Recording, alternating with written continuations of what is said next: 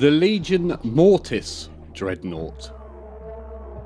The Dreadnought's weapon configuration, referred to as the Mortis sub-pattern, mounts identical weapons on both arms, granting it the ability to bring a fearsome weight of firepower to bear on its target. The Mortis is often fitted with a helical targeting array slaved to enhanced target cursing Logis engines that allow it to track its foe with unprecedented accuracy and which make it particularly deadly against enemy flyers.